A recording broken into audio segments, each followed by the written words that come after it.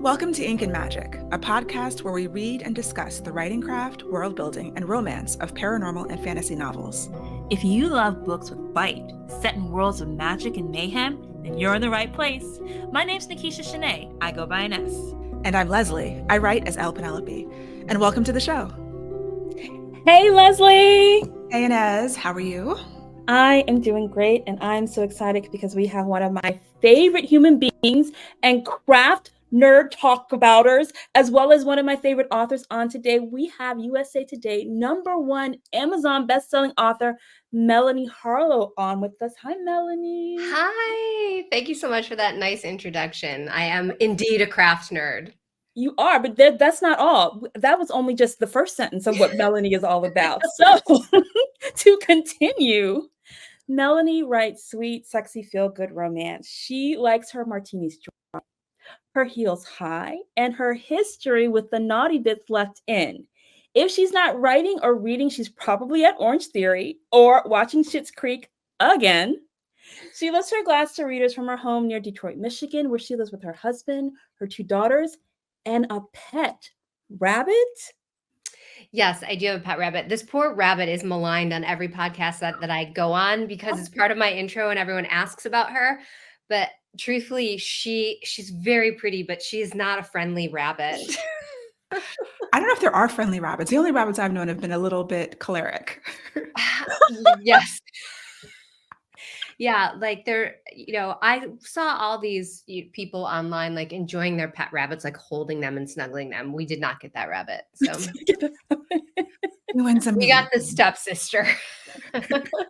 I remember when I wanted to volunteer with my kids when they were younger, and we went to the animal shelter, and all the volunteer spots were filled up for the dogs, of course. All the volunteer spots were filled up for the cats, of course, and all they had left was the rabbit room. Oh. And we did not know what we were doing. Uh-oh. We lasted like 2 days. I once heard, and this is really sad, like I don't want to start this on a sad note, but I heard that rabbits are one of the like top #1 pets that get returned or abandoned because it's not the reality. What you think it's going to be is not what it turns out to be. Mm-hmm. So I never was tempted to give her away, but she is she just doesn't love affection. The funny thing is though, she will let me pet her, but I'm the only one. Ooh. And I don't know what that is. So I try to say nicer things about her. Good energy. Yeah. Okay, rabbits aside, for our listeners who don't know about you, tell us how you got started in this world of romance writing. I got started in romance kind of accidentally. I thought I was going to write for kids for a while. I tried YA, and then I thought I was going to write historical, like not even historical romance, just like historical fiction. But I always wanted it to have like kind of a romantic angle to it, a romance element to it. Back then I thought it was going to be traditionally published. So I was trying to get an agent and all this stuff, not having any luck. And then I had friends, this was roughly 2012, 2013, who were just starting to self-publish what was new at the time, new adult romance. So I took my historical and I made it more of a romance, and I upped the spice factor, and I released it as like a new adult historical, which was not really a thing. Yeah. A fact I learned when it didn't really sell, but I learned a lot in the process. And because I ended that book on a cliffhanger, also a thing I didn't know I shouldn't do, I had to write the follow-up for the 12 people that bought the book. And then I wrote the follow-up, but then at that point, it was very clear that contemporary romance was a better market to be in if I wanted to make a career out of this or even earn some income from it. So I switched over to contemporary romance in early 2014 and been there ever since. I hear a lot of people talk about contemporary romance, like one, it's a holy grail, but also it's the holy grail. So you're not going to have any space in there. I hear people say that so much, like you want to get in there, but once you get in there, there's no room for you. It is very, very crowded. Yes. when I started, I mean, it was still crowded when I started with people like me who were just getting into it, but also any traditionally published author that was able to get some rights back. There were all of those authors too in that space, but really, and especially since COVID, it has just exploded. It is a very tough market. Yes. And what made you think about contemporary as opposed to historical? You were writing historical fiction, maybe not new adult historical romance, but your traditional historical. As we learned, that's not a thing. At the time, and I don't know if this is still true or not, at the time, most historical fiction readers were not reading self-published titles. I think they were more of a bookstore reader. So, and like new adult and contemporary romance readers seemed just really eager to jump into indie published romance. And then once I started, I was building a following. And so I really felt like, oh, now is not the time to get off this train and start with historical again. It's also a thing that I learned from listening to other authors. Historical readers are tough, man. Like, you put the wrong gloves on a heroine, like, they will know it. And you will know it too, because they will tell you. Right. So I got a little bit nervous about trying to write historical because the research would have been just so intense. And with contemporary romance, I was able to publish, 3 books a year. With historical, I think it would have been taken me a lot longer. Right. You're known for giving this advice about staying in your lane, which is so fascinating because of how you started. I know. So for those who haven't heard you talk on this idea of eating cake, let them eat cake. Yeah. I'd love for you to talk a little bit about that. Yeah. So the cake thing got started after I gave a presentation. I think at Anchors was the first time I gave it, maybe in like 2021. And the name of this presentation was Don't Serve Spaghetti When They Ordered Cake. And it was basically about meeting reader expectations once you have started building a brand. But I do feel like it does take some trial and error to find your lane is. But I think that once you find that sweet spot where what you want to write aligns with a segment of the market that's looking for books like yours, if you want to build a name for yourself, that is the quickest way that I know to do it. Stay in that lane and give them what they want, package it how they expect, signal to them, this is a book you will love. If you liked these other ones, you'll like this one too. And I still maintain like that is the fastest way I know how to grow, and to make it so that to get to the point where your name is selling your books. And I lost my train of thought, but that was sort of the idea behind the cake. And a lot of authors I know don't like that. And they wouldn't be able to write if they only stayed in their one lane, because their creativity demands, to write in multiple genres. And I love that. And it's great. But if you were to ask me, is that the fastest way to build a loyal readership? I would have to say, like, I don't think it is. Yeah, I think I'm a kind of writer to a certain degree. I mean, we were just talking about, do I have a lane? But I set expectations of, if you're going to be multiple genres, if you're going to do historical and then sci-fi and then contemporary, it will take longer to grow. It is not an efficient way, but it might be the best way for you as a creative person. And so just set your expectations accordingly. Yeah, absolutely. Because I think as long as you understand that those are different audiences and you don't expect that audience from sci-fi is going to follow you over here to contemporary romance, then all is well. You're building probably two newsletter lists, 2 different brands. Whether you do it under a different name or not is up to you. It is a lot of work to build 2 different brands. And I'm too lazy to do that. I stuck with contemporary romance. And now every time I release a book, and we were chatting a little bit about this before we started recording, about I'm a little bit slower now that I'm 35 books in, because I do have to think about, okay, well, have I said this before? How can I make sure I'm telling this story in a fresh way? How do I make sure that these characters are going to be different enough from characters that I've written in the past? And I do really care about that. So it does take me a little bit longer to publish a book these days. But I know that when I put that book out there, if somebody picks it up and they've never heard of me and they really love it, I have 34 more books for them. Mhm. And I like it that way. Yeah, because it can be frustrating if you read a book by an author. This happened to me recently. It was great, and I was looking for something just like it, but all her other books were just wildly different, and they weren't sparking the same thing within me, so I didn't go on and read anymore. I'm just waiting for the sequel to that one. Yes. So there's downsides to Yeah. writing broadly. Yeah.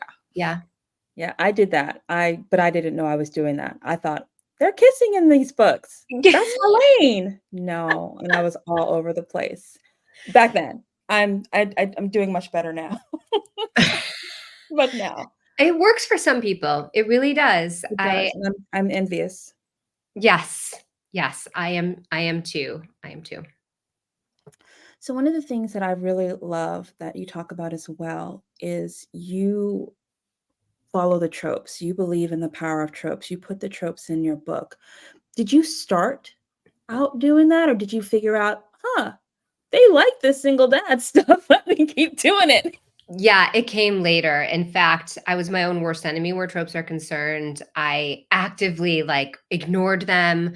I thought they were cliche, and I read a lot of bad writing advice from people who were elitist and uh and thought that tropes were formulaic and garbage. And so I tried to avoid them, but I learned very quickly that tropes are a author's best friend. Before it's the name Melanie Harlow selling a book, I put out a single dad romance, and some reader is going to be like, well, I love single dad romances, or I love friends to lovers, or enemies to lovers, or stranded only one bed, whatever that thing is.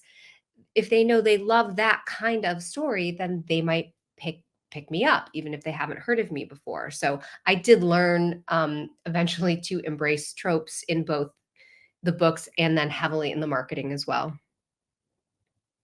And when you say heavily in the marketing, I remember hearing you talk about how you put that stuff in your blurbs, like above the fold. Oh, yes. Yes.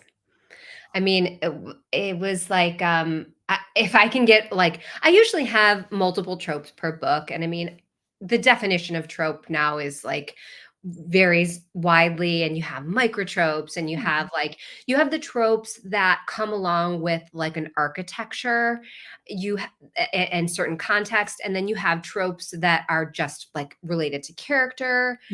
So so if it's let's say a firefighter single dad and he lives next door kind of book, I have a book called Ignite, I want those things up front. Firefighter, single dad, next door neighbor, so that they know what it is. I don't have to necessarily say neighbors to lovers in the marketing. It's going to be implied, but I'm going to make darn sure that I get firefighter, single dad, and neighbors right up above the read more or see more on the Amazon product page, whatever that is. So were you just learning by watching other people, or how did you learn to do this stuff when you were starting out, or when you got to it? I did watch other people. If you guys are Clifton Strengths people, I'm high learner. So I do love to read books about craft and marketing, and I pay attention to what other people are doing. But then after a while, I just could look at my own data and sales and see, and the excitement and what the readers were talking about and what was drawing them to certain books. And you just recognize what it is that draws a romance reader, a contemporary romance reader. And this could vary from author to author too, but I think in general, what it is.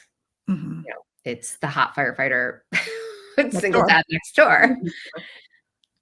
But correct me if I'm wrong, you're not an outliner. No, you are craft. This blows my mind, because I've had conversation with you where you're like, I love to talk about craft. I love to recraft. And I'm like, but what? So for me, I would love to be an outliner. I truly, if I could beg for any additional skill. I mean, I beg for a lot of additional skills as a writer, but I would love to be able to plot and plan it out and outline really specifically, like chapter by chapter. I just can't do it. I know the tropes, Mhm. I know the hook, I know who the characters are, and I know, that I hear them, they're talking to me, but I cannot outline. So I think the reason that I read and nerd out about the craft stuff so much is to make it so that it's just instinctive, that I don't have to outline it. I trust my process, that I know it's in there what it should be, and it's gonna come out. I I just need agree to with have time. you. I agree with that so much. I personally think that the whole plotter versus pantser debate, I think that is a moot point Mhm. because it's you need to study structure. You do not have to sit down and outline. You need to understand why things are the way they are, why they happen, so that when you come to that point in the road of your story, you're like, "Huh, I know what to do here." It's intuitive. Yeah. Yes. Yeah. Yeah, because I don't think you actually need to know it consciously. I think the intuition is there. Once Mhm. you input it enough, then your brain is just firing behind the scenes, and so it doesn't have to be front of brain. It's just like, oh, the feeling is like, oh, this is you're doing Mhm. it by feeling. Yes. Mhm. Yes. And I realize that, not everybody can play by ear, and they might really need that, outline there, like sheet music to know where to take the song. But for me, I've tried and tried and tried, and I just can't do it. I have to be like in there noodling around. And with that comes the risk of meandering in the wrong direction, and I certainly have had to go back and be like, "Ah, I took a wrong turn." And Oh. usually, that is a gut feeling for me too. Like, if I'm really blocked and I'm like, "I don't know where this scene goes," I gotta go back. I took a wrong turn somewhere else. I'm in the wrong POV. I rushed something, and it'll be I just know to go back and Oh, figure out where Melanie. it was that I How far back have you had to go?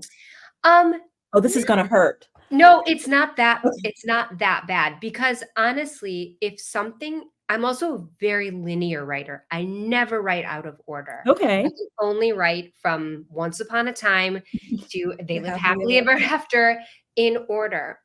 And if something is wrong, something in my brain knows it, and the story will not unfold. Wow.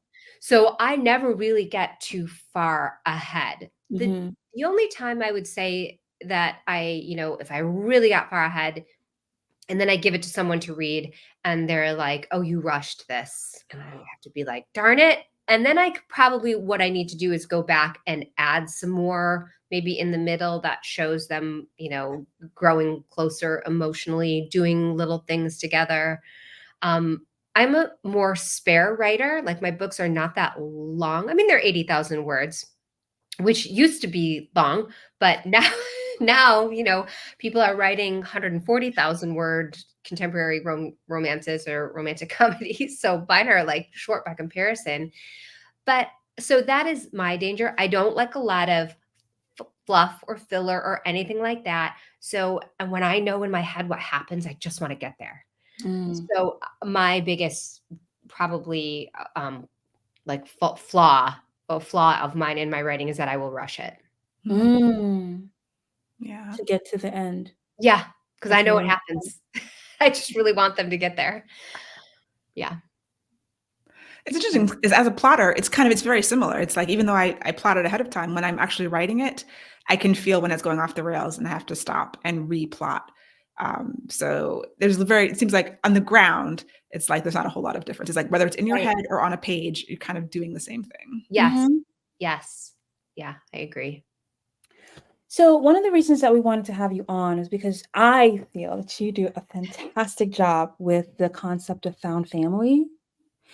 Especially, I think this is one of the tenets of contemporary romance. You see it a lot in paranormal romance, and you see it Mhm. in fantasy romance as well. But with found family, I wanted to talk a bit more about that. Like, how do you plan the all of the people at first, or do you kind of just come at them and like, you fill a role, you fill a role? I think it's probably more the second, um, that as I'm writing a story, I will see where there is a hole or something Mhm. in someone's life that needs to be filled, probably with the presence of a person who compliments them in a certain way. And I think found family dynamics are really fascinating to me. I really love sibling relationships. And so I love, I'm very close. I have two brothers. I don't have any sisters. I have sisters-in-law now, but like I grew up just with my two brothers. I'm the oldest, and we were very close. So in my books, I love to write actual brother-sister dynamics, but I Mhm. also love like when you have a friend that is like a brother to you. I mean, and that's a romance, isn't it? Like if you find that person that is supposed to be your Mhm. family, it's not by blood, but you choose them. So whether that is the hero and the heroine, or someone finding their best friend, or I often write stories where each friend gets a book and they've been friends since they were young, and it's like family to them, and it's just a really reassuring feeling to know that someone's in your corner always through your terrible decisions and the mistakes that you make, and then they're there for your triumphs too. I just, I really love that. And in books like mine where coming out of it feeling good with a smile and like a hug is the promise of a Melanie Harlow book, for me, Found Family just fits into that really well. But I also think it works really well. After you said like what we were going to talk about, it works really well, like you said, in paranormal, but also for like motorcycle Yeah, I that's agree, like right? really intensely found family. And then, I like to write books about actual families too, but it's real that you might not get along with your family. And so you depend for that connection and that feeling of unconditional love for the other people on the other people in your life to provide that for you. It's kind of like there's layers of love stories. There's romantic love and like platonic love. And you're Yeah. talking about as you're building a romantic love story, then you have these platonic love stories that support it and give it like a more full picture. And people Mhm. respond to that. I think that's why people love found family so much. Yes. Yes, absolutely. It's comforting, right? Like Yeah. you know that person has your back, and that friend is going to be there forever for you. Yeah. Mhm. I like to quantify things, as I'm sure you know. And I was thinking about character archetypes. Mhm. So you have things like you have the mentor, you have the villain, you have the trickster, you might have the sage or the crone. And I was like, this might be a recipe for all of the roles that you can use to fill out a found family. You have the sidekick, who would be the BFF. You have again the matron, who might be the motherly figure. The mentor might be like the Obi-Wan kind of figure that's going to teach you how. And I was thinking like that might be a recipe for people to be like, this is how you build out world build Mhm. on family. Mhm. Yeah. I can see that for sure. And I know Leslie does a lot with world building. And I'm wondering with Leslie, like, how do you see like other elements of found family coming in when you're also trying to build, like, especially like in a contemporary small town world? I think like what Melanie was saying about finding the puzzle pieces to fit, and those archetypes are kind of puzzle pieces. Like what you've got like foils and you've got opposites, and they each have their own relationships, and they kind of each have their own little tropes, right? So I don't know that I kind of do it consciously too. When I'm world building, I'm thinking about who's the other person, but I don't do small towns. It's interesting to see it like in paranormal versus like a small town, or even in whatever other genre. How does it manifest differently, and how do you approach it differently? Mm. I have a friend who has a bar in New York City, and their tagline is like, "We're your family when you can't stand to be around your own," and it was something like that. I probably just butchered it, but whenever I think about found family, I think about that. Like sometimes your own like actual family just you just got to get away. You just like, they don't understand you, or you're just over the dinner table conversations or whatever. But in found family, it's about that choice again. You can choose to go to the bar and be with these people who understand you on a different level, and it's just so warm and accepting. It's like Cheers. Yeah. Yes, it's a great example of found family, I think. Yeah, for sure. So you have a lot of like, even though you have siblings, sometimes you do have people who are not necessarily connected. And I'm really interested in like with your found families of say of brotherhoods that might be related or not. Like how do you then you start with one couple, one brother Hood and his heroine, and then you move on to someone that we met. Like I'm trying to figure out like how do we balance that out when you start with one part of the found family as the main characters and then you move on. So I've done it in a few different ways. And so my series are all interconnected standalone. So like you were describing before, it's a new couple in every book. And usually the storylines are connected by either the heroes or the heroines. And then I have one series called the Bellamy Creek series, and the heroes are 4 childhood best friends. And some of them left the small town and some of them never left. But by the time I'm writing this series, they're all back. They're in their 30s and they play old man baseball. They're on like this men's recreational baseball team.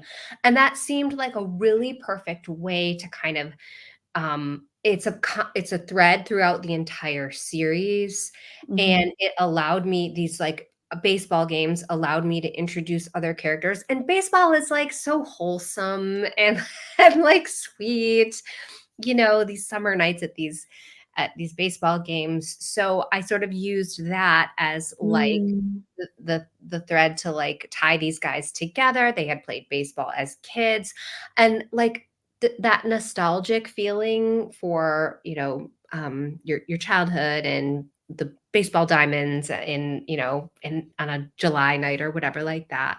That is the feeling that I was going for. So I used this old man baseball to kind of tie it all together. That is the series that takes place in Maryland, right? They're all Michigan. They're all Michigan? Why did I think you wrote a Maryland series? Maybe I missed an M state. I mean, you said the MI, you said it was an MD. Yeah. All of mine are like Michigan small towns, sometimes on one of the lakes. But but it could be anywhere. It could have been like, I'm fine with Maryland. I'm from Maryland. Girls.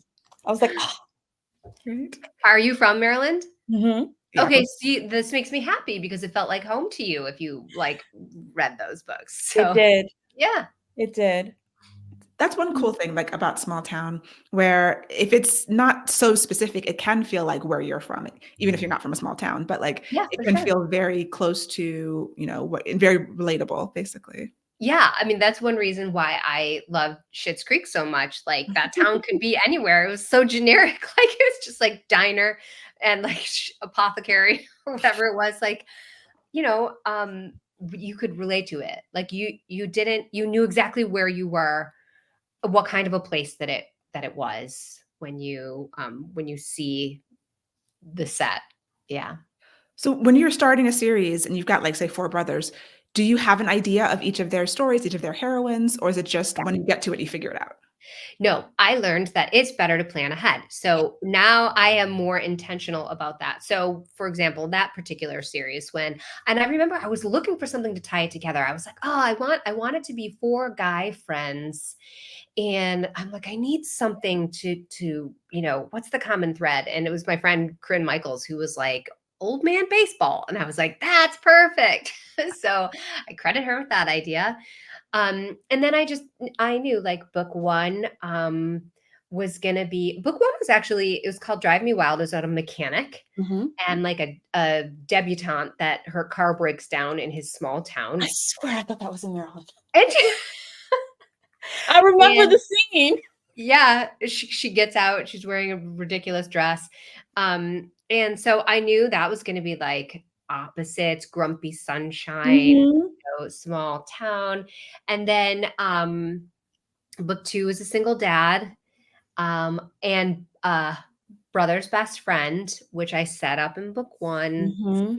Everybody was waiting for that book. That was the standout of the series, the single dad books, but but that is always the case with me. My single dad books are always like the standout of the series. And then book 3 was A Marriage of Convenience, which was my personal favorite because it's such a hoot to write, but it's a weird thing in contemporary romance. And then book 4 was like a single mom, friends to lovers kind of a story. So I do know that's about all I know. And Okay. I know like who the characters are.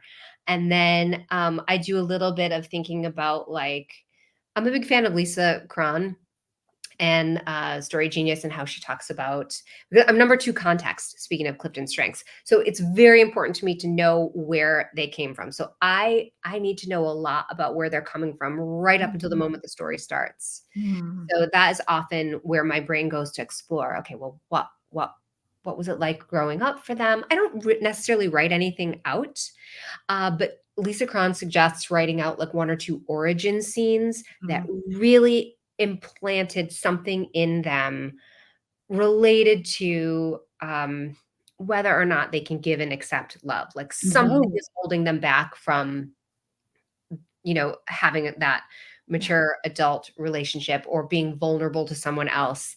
And so I often do some thinking about what that is. And I know what that is going in.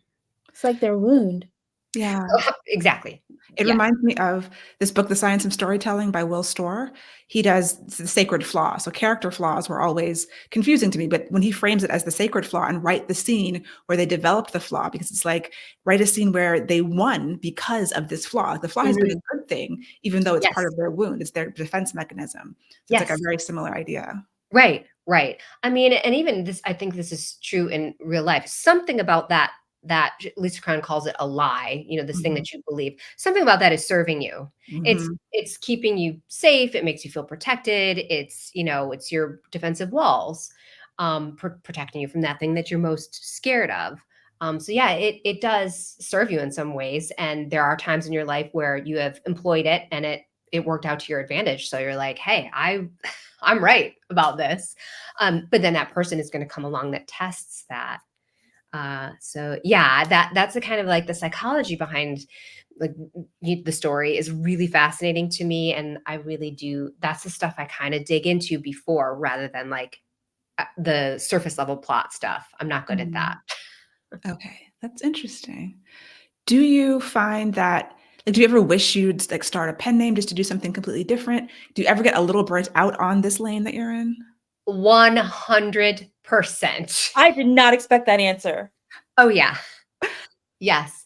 In fact, I can't I do read in my genre, but I can't read in it a lot. I just am too I'm so I can see behind the curtain so Mm. much and it pulls me out of the story to start wondering about the author's thought process there and all these other things. So I still do read a lot of historical fiction.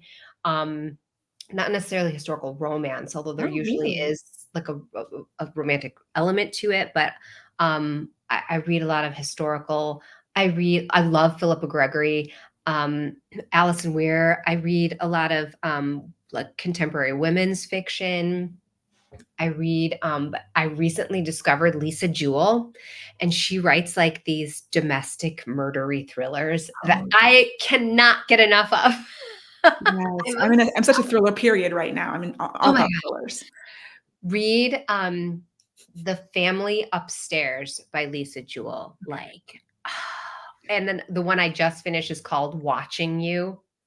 These And it sound too creepy. I know, I know. I don't know why I like these creepy books. But look, I'm not a creepy person, but um this one about called Watching You was a lot about why someone might be watching someone else. Like it was like everybody lived on this one street these like apartment homes across from each other, and someone was always watching someone else for some reason. And it's just like brilliant. I just think Lisa Jewell is I don't know, like her mind is. A lot of romance authors have been getting into thrillers. Like Alyssa Cole is doing thrillers. Serena Bowen Yeah. just released a domestic thriller too. Yeah. Yeah. So it's a thing that maybe could be in your future. Who knows? I cannot imagine people would pick up a Melanie Harlow like thriller and be like, "What is this?" They would call me and be like, "Someone's impersonating you. It's like You a are bot. not okay. Stop this immediately." But yeah, no, I do get burnt out, and I won't just put out words that aren't quality to Mhm. me. So like this year, and I had just a lot of other stuff going on too, but I slowed down. I'm only releasing 2 books this year, because realistically, I knew that I could only put out 2 good books this year. Mm. So that's what it was going to be. Oh. What is And your no one dies in either one of them, so no one needs to worry about that. We get our HEAs, but maybe one day. One day you're going to kill somebody. I feel like it's coming. Oh my gosh, don't tempt me. I was going to ask, what is your relationship like with your readers? How do you, because you're completely self-published, right? And you're doing all of these books, and you're building people who love this thing. Mhm. Right? I'm pretty accessible to my readers in a couple of places. I started a Facebook reader group like 10 years ago called Harlow's Harlots, and it's got like 17,000 people in it now, and so I mean I just kind of got lucky that my name lent itself to this little identity of being a harlot, and so I call them harlots. I'll pop in there and be like, "Harlots, I have to tell you something." So I do a lot on my Facebook reader group. I mean, I'm on social media too, but I also have a good solid newsletter list, and I email twice a month, usually like every other Wednesday. And I'm pretty like I want to give them something good in every single newsletter, whether that's like a sale or a freebie, but I always, always, always have something personal, a glimpse into my life. And when people respond to the emails, it's always that thing that they are responding about. Like I sent a newsletter today, and I'm doing this bananas thing, you guys. I'm buying a dance studio, which Oh, wow. So I grew up dancing, and then I taught at this dance studio, and I raised my kids at this dance studio. Both my daughters danced. My older daughter moved to New York City. She's pursuing it professionally. So it's still Oh, really a part of wow. my life. And my like mentor and teacher wanted to retire. So a friend of mine, we're taking it over, and it has just consumed my life like in the last like month or so. Wow. So that's what I told my newsletter subscribers today. I was talking about how I bought this dance studio, and it's just a passion project of mine. But I'm really like, I believe in the positive role that something like anything creative plays in, Mhm. for kids. And so but tons of people responded about that, not necessarily anything about books. So I do think that uh, allowing them to have a little personal piece of me is Mhm. helpful. People buy products from companies and brands that they trust and Mhm. that they like and that they know. So whatever I can do to make sure that I am a personal and a brand, I'm a person and a brand that they know, like, and trust, I'm constantly thinking about that. Yeah. That is good. We would be remiss if we didn't ask you about, because you're doing second generations now.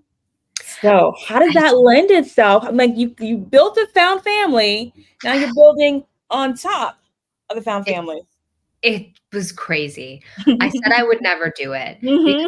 I couldn't wrap my brain around the math of it. I'm Yeah, like, I don't understand. What year is it? Like Right? these doesn't matter. kids just like And babying. grew up. I'm like, what on earth?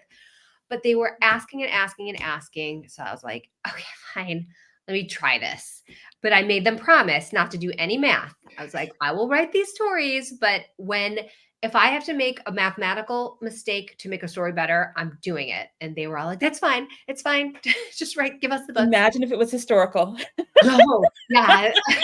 My readers are more forgiving, I think, than a historical reader would be. They'd be like, excuse me, that war was not in 1752. That battle did not take place. So anyway, I mapped it out. Okay, well, what kids would be available? How old is everybody else? I tried really hard. And something that was really fun with the second generation was like, so I did second generation to my Cloverleaf Farm series. Book one of my Cloverleaf Farm series was a single dad who had 3 daughters. So each of those 3 daughters got a book, and then one of them had a best friend that got a book that was the daughter of other characters from a different series.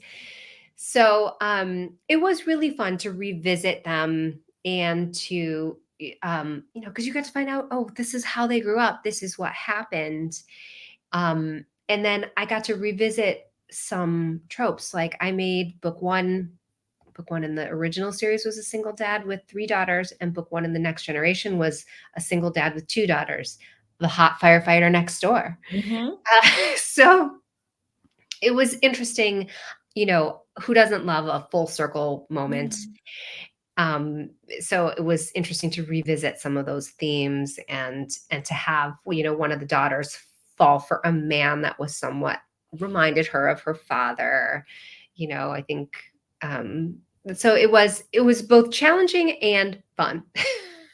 It's got like Wallflowers energy, right? Like, kind of fall for your dad a little bit. And I'm thinking about going back into that world again and continuing with some more of the next generation, because my readers have really responded to it. Wow. So yeah, we shall see.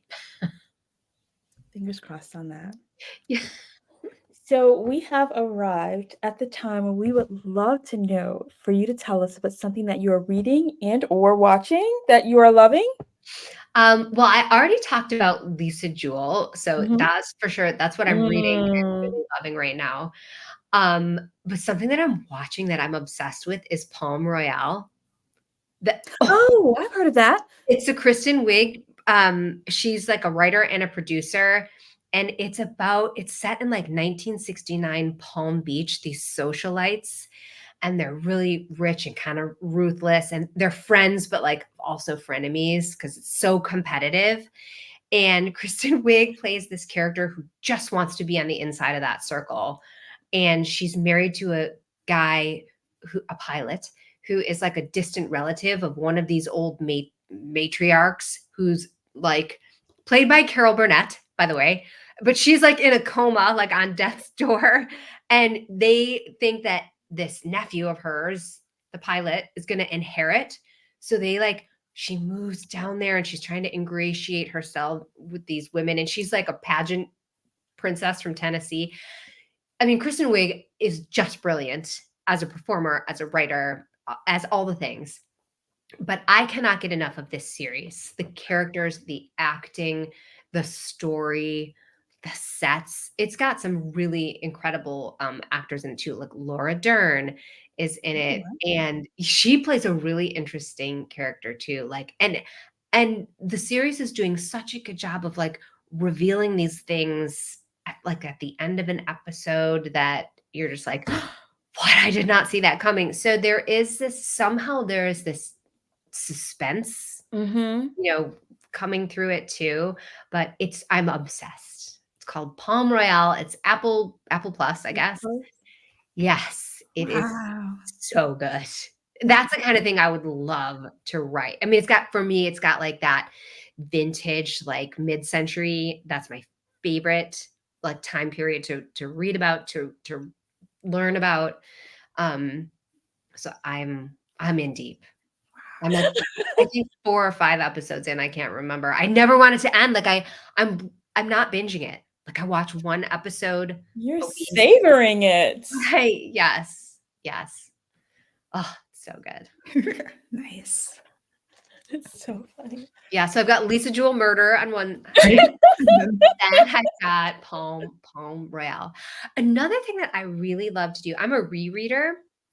And there's an author, her name was Laurel Spencer, Mhm. from way back when. And I often reread my old favorites by her. And I found this one at like a garage sale that I didn't remember. And it's called The Fulfillment. And you guys, it's bonkers. It's set in like 1910.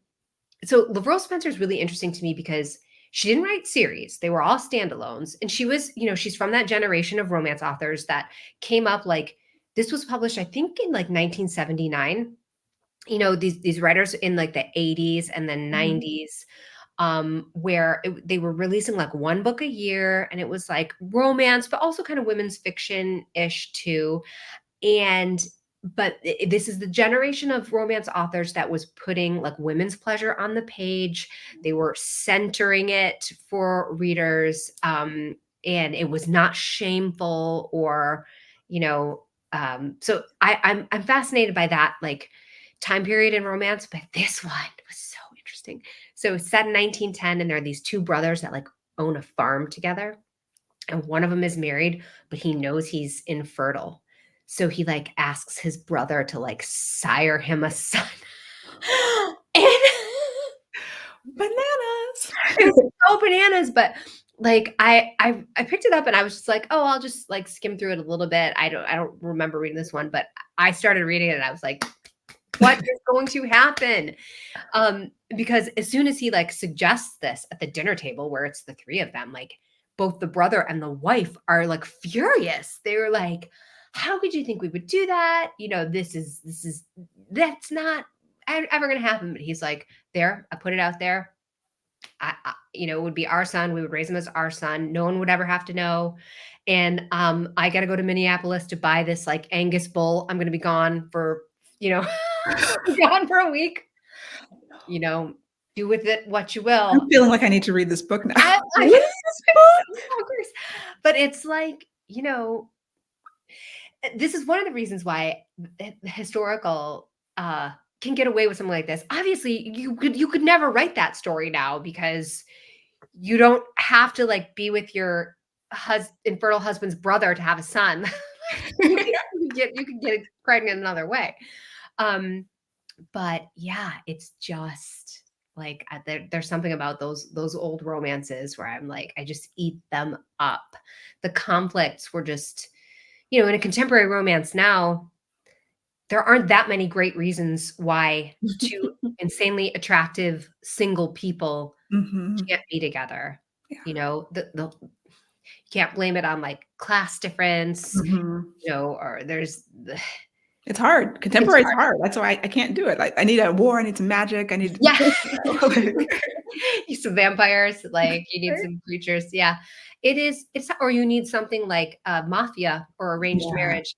I was listening to, it might have been Fated Mates, where somebody was saying that the new mafia is like it's medievals in like modern clothing, because it's like warring families, like rival families and arranged marriages and all this stuff. And I get it. A reader's not going to pick up a medieval, probably a contemporary reader, but she's going to pick up the Russian mafia with the arranged marriages and like the bad guys. He's not wearing a kilt anymore. He's wearing a suit. Right. But these are the same stories. Yep. The same kinds of stories. Yeah. Oh, wow. Yeah. So it's contemporary. You gotta dig deep to find that conflict, or you really have to go all in on that internal. Right. All right. So we've added to our TBR and our walk. Oh, I got all kinds of things for you.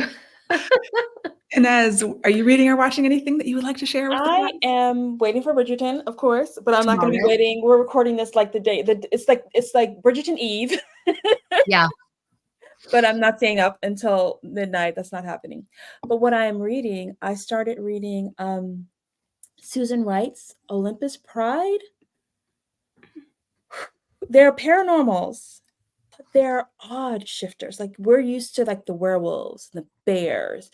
No, she's doing wolverines and palace cats and snakes, black mambas.